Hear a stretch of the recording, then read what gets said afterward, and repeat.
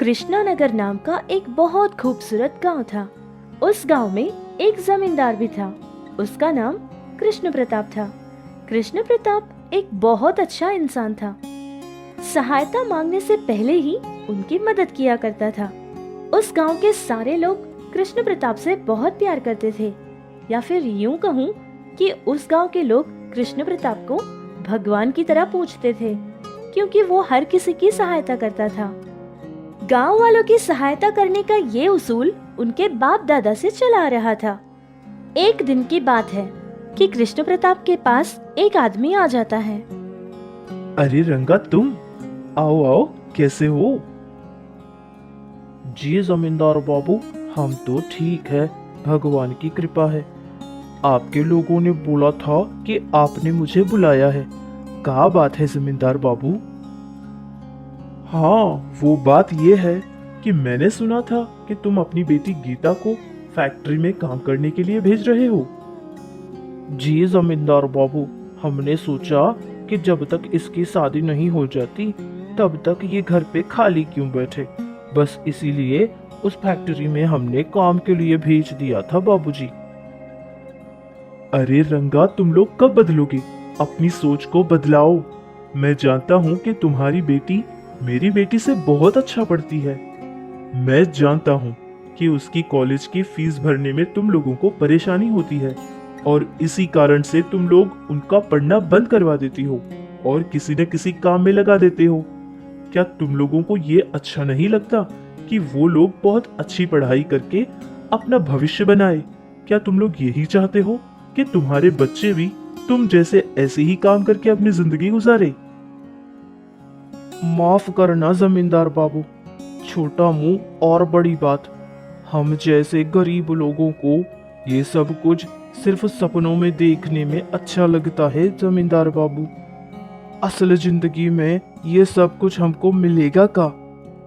बेटी गीता, तुम बताओ, अच्छे से पढ़ाई करके अपने भविष्य को उज्जवल करना चाहती हो कि नहीं? क्या ये तुम्हें पसंद नहीं?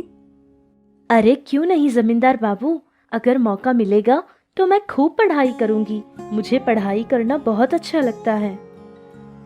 अरे वाह, ये हुई ना बात। देखो रंगा, अब तुम बिल्कुल निश्चिंत हो जाओ, क्योंकि तुम्हारी बेटी की आगे की पढ़ाई मैं करवा दूंगा। अब खुशी खुशी अपने घर जाओ। इसी तरह कृष्ण प्रताप बहुत अच्छे अच्छे काम किया करता था और सारे गांव की सेवा करता था। इसीलिए तो गांव के सारे लोग उसको भगवान की तरह पूजते थे। कृष्ण प्रताप की एक बेटी भी है जिसका नाम कौशल्या है। कौशल्या अभी डिग्री पढ़ रही थी और वो बहुत सुंदर थी। कहने को तो वो लोग बहुत अमीर थे, लेकिन फिर भी कौशल्या हमेशा कॉलेज जाने के लिए अपनी साइकिल का इस्तेमाल किया करती थी। कौशल्या बहुत ही मासूम और भोली लड़की थी। जब वो बहुत छोटी सी थी तभी उसकी माँ भगवान को प्यारी हो गई थी। कौशल्या के पिता कृष्ण प्रताप ने दूसरी शादी नहीं की थी, क्योंकि उनको लगता था कि अगर दूसरी औरत से वो शादी कर लेंगे तो वो उनकी बेटी को प्यार नहीं करेगी। इसी डर से उन्होंने दूसरी शादी नहीं की थी। माँ और पिता दोनों का प्यार कौशल्या को दिया था। जो भी वो मांगती थी सब चीज लाकर उसको दिया करते थे।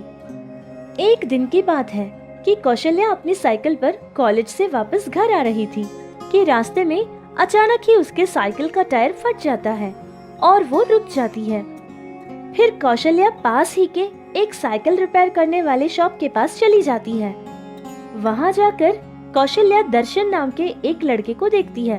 दर्शन उसको बहुत अच्छा लगा था, क्योंकि दर्शन देखने में बहुत सुंदर लगता था और वो उस काम में नया था।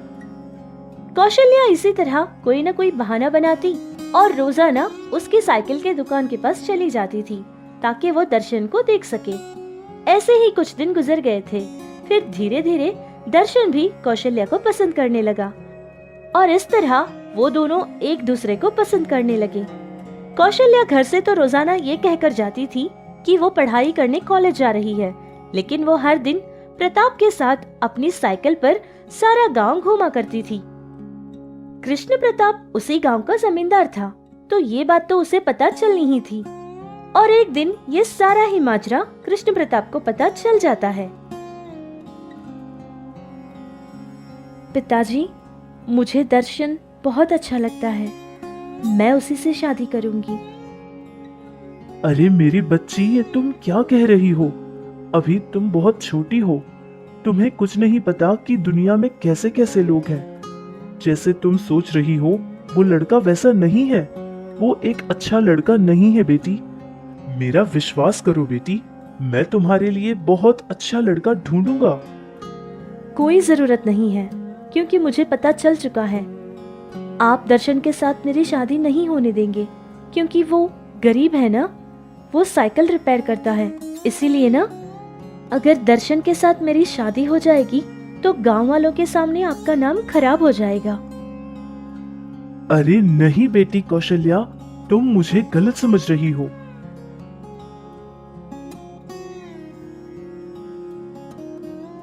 इस तरह कृष्ण प्रताप ने अपनी बेटी कौशल्या को समझाने की बहुत कोशिश की थी। कुछ दिन ऐसे ही गुजरने के बाद कृष्ण प्रताप अपनी बेटी की शादी करवाने के लिए लड़का ढूंढना शुरू कर दिया था।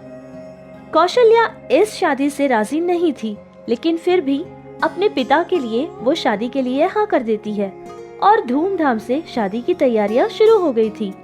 एक दिन बाद कौशल्या की शादी थी और उसी रात को दर्शन उसके यहाँ आ जाता है और कौशल्या के कमरे में चला जाता है।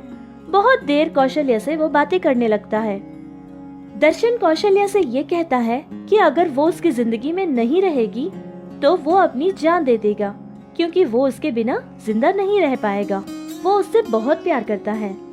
दर्शन का दिखाया थोड़ा सा प्यार कौशल्या को अपने पिता के प्यार से बहुत ज्यादा लगने लगा और वो उसके प्यार में अंधी हो गई थी। वो उसके साथ उसी रात घर से भाग जाती है। दोनों मिलकर शहर चले जाते हैं और किसी मंदिर में शादी कर लेते हैं। अब वो दोनों बहुत खुश होकर जीने लगे, लेकिन कृष्ण प्रताप बहुत दुखी था, क्योंकि उसकी सिर्फ एक बेटी थी जो कि अब उसको छोड़कर चली गई है। वो घर में अकेला पड़ गया था। बेइज्जती और अपमान क्या होता है ये कृष्ण प्रताप को अब तक नहीं पता था, लेकिन वो ये सब कुछ देख चुका था, क्योंकि उसकी बेटी ने ऐसा कदम जो उठाया था। कृष्ण प्रताप की मान मर्यादा को बहुत बड़ी ठेस पहुंची थी और लड़के वालों ने जो उनके समझ आया था सब कुछ सुनाकर वहां से चले गए थे। कृष्ण प्रताप बहुत दुखी था। वो पूरी तरह से टूट चुका था। इस तरह कुछ महीने गुजर गए थे। फिर दर्शन कौशल्या से कहने लगा कि अब वो दोनों मिलकर गांव वापस चलते हैं, क्योंकि उसका पिता कृष्ण प्रताप अकेला पड़ चुका होगा। वो बहुत दुखी होगा। लेकिन दर्शन जब भी ये बात कहता था, कौशल्या हमेशा एक ही बात कहा करती थी कि अगर वो दोबारा गांव वापस चले जाएंगे तो उसका पिता उन दोनों को दोबारा अलग करने की बात करेगा। इसी तरह कुछ दिन गुजर गए थे।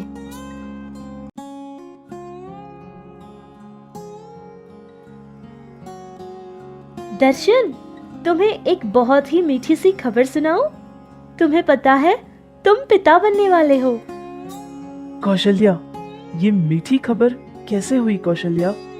जो पैसे मैं कमाता हूँ उन पैसों में हमारा जीवन ही बहुत मुश्किल से गुजरता है। अब अगर बच्चा भी आ जाएगा तो हम उसकी परवरिश कैसे करेंगे? मैं एक बहुत बेकार इंसान हूँ कौशल्या। मैं कुछ नहीं कर पा रहा हूँ।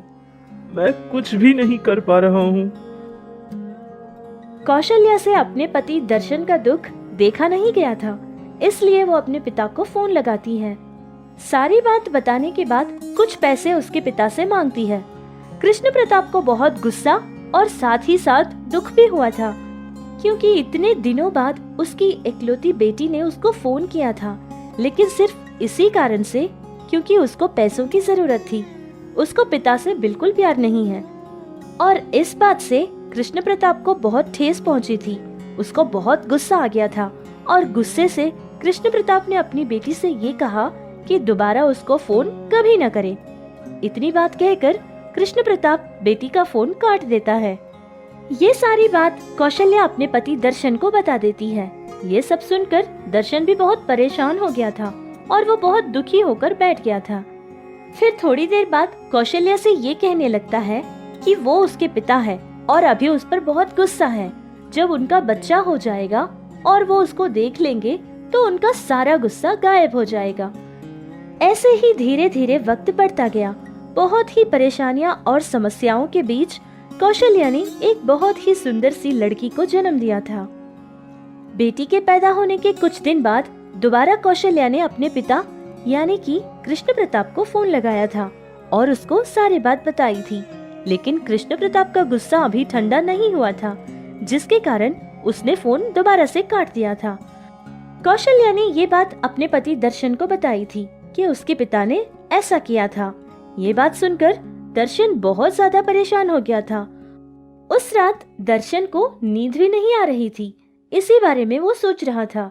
फिर जैसे ही सुबह हुई वो कहीं बाहर चला गया था और फिर शाम को घर वापस आने के बाद अपनी पत्नी से कहने लगा, कौशल्या, कल हम ऊटी जाने वाले हैं। सारा सामान बांध लेना, ठीक है? वहां जाने के बाद हम बहुत खुश रहेंगे। मैं खूब मेहनत करूंगा। दर्शन की कही बातें सुनकर कौशल्या बहुत खुश हो गई थी। फिर वो जाने की सारी तैयारी कर लेती है। तीनों मिलकर रेलवे स्टेशन पहुंच जाते हैं और ऊटी जाने वाली ट्रेन पकड़ लेते हैं और उसके दूसरे दिन ऊटी पहुंच जाते हैं।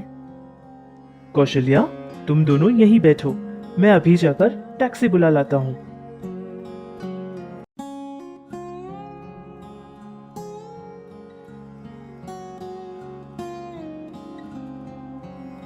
इस तरह दर्शन को गए कुछ घंटे बीत चुके थे, लेकिन वो वापस नहीं आया था, जिससे कौशल्या बहुत परेशान हो जाती है और पूरा रेलवे स्टेशन ढूंढ लेती है, लेकिन दर्शन का कहीं पता नहीं होता है। कौशल्या को वहाँ की भाषा भी नहीं पता थी ताकि वो किसी से बात करे और कोई जानकारी ले, इसीलिए वो चुपचाप ऐसी ही बैठी रही। देखते ही देखते रात होने लगी। फिर कौशल्या को भूख लगने लगी। उसकी छोटी सी बच्ची भी बहुत भूखी थी और वो भूख से रोने लगी। कौशल्या के कुछ समझ नहीं आ रहा था कि अब वो क्या करे। उसकी और उसकी छोटी सी बच्ची की भूख वो कैसे मिटाए। कौशल्या एक माँ थी जिससे उसकी बेटी की भूख देखी नहीं गई थी। बहुत मजबूर हो गई थी और उसने जिंदगी में पहली बार किसी के आगे हाथ फैलाए थे। फिर वहाँ के कुछ लोगों ने कौशल्या को पैसे की सहायता कर दी थी, जिससे वो खाना खरीदती है, खुद खाती और अपनी बेटी को भी खिलाती है। इतना सब कुछ होने के बाद भी दर्शन वापस नहीं आया था, जिससे कौशल्या को ये बात समझ आ गई थी कि दर्शन ने उसको और उसकी छोटी सी बच्ची को जानबूझकर यहाँ छोड़कर चला गया है। तभी कौशल्या को अपने पिता कृष्ण प्रताप की याद बहुत आती है और वो सब याद करने लगती है कि उसके पिता कृष्ण प्रताप ने किस तरह उसकी परवरिश की थी। वो उसको कैसे प्यार से खाना खिलाया करता था, वो कैसे अपनी आंखों में बसाया रखता था। ये सब कुछ याद करके कौशल्या बहुत रोने लगी। लेकिन कौशल्या ये जानती थी कि उसका पिता उससे बहुत नाराज है, वो उसको कभी माफ नहीं करेगा। इसीलिए कौशल्या ने ये ठान लिया था कि अब चाहे उसकी जिंदगी में कुछ भी क्यों ना हो जाए, वो दोबारा अपने पिता को फोन करके परेशान नहीं करेगी। और इस तरह उसी रेलवे स्टेशन में कौशल्या अपनी छोटी सी बच्ची के साथ भीख मांगकर अपना जीवन गुजारने लगी। एक दिन की बात है कि कौशल्या किसी के आगे हाथ फैलाकर भीख मांग रही थी। फिर अचानक उसके हाथ को कृष्ण प्रताप के दोनों हाथ थाम लेते हैं। पिताजी, मुझे माफ कर दीजिए पिताजी। मुझे माफ कर दीजिए। बेटी कौशल्या, ये तूने अपना क्या हाल बना लिया है मेरी बच्ची। क्या ये सब देखने के लिए मैं जिंदा हूँ? महारानी बनकर रहती थी मेरे घर में और आज इस तरह बिना किसी सहारे के ऐसे रेलवे स्टेशन में तुम भीख मांग रही हो मेरी बच्ची। चल मेरी बच्ची, चल अपने घर चलते हैं। वैसे पिताजी, आपको कैसे पता चला कि मैं यहाँ हूँ?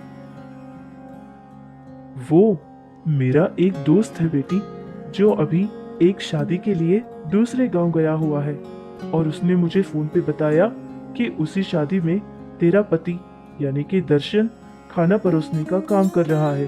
ये बात पता चलते ही मैंने फौरन ही पुलिस को खबर कर दी थी और उस कमीने को मैंने अरेस्ट करवाया था।